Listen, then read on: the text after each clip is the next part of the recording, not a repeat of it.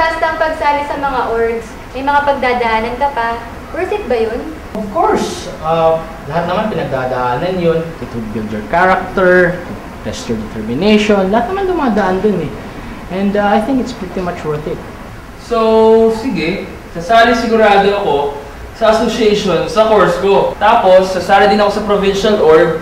Tapos, sali ako sa marketing group. Kasi sabi nila maraming chicks doon. Tapos sa sports. Ano ba? Dami naman nun eh. Kaya mo ba natin handle yun? Ayan!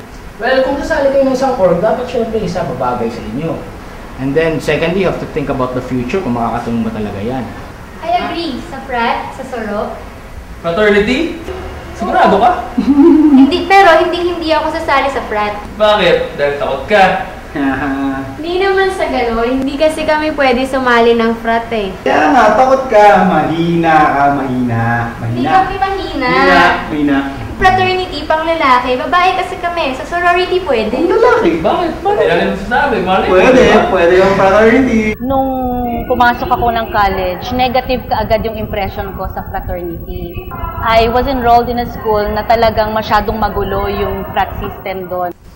Medyo stereotype yung pag-iisip or way of thinking ng mga estudyante kasi nga, una lang naisip pag sinabing fraternity or sorority, violence, which is hazing.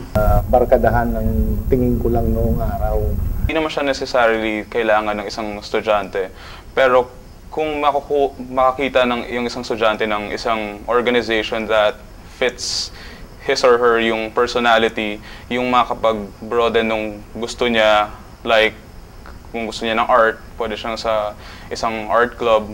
So, hindi siya necessary, pero kung makakapag-broaden yun ng talent or personality ng isang tao, then I think na dapat sumali talaga yung isang student. There was a sense, a need to belong. But you have to choose the right sense of belonging, because otherwise you would end up mostly in trouble or mostly forgetting your academics and doing otherwise.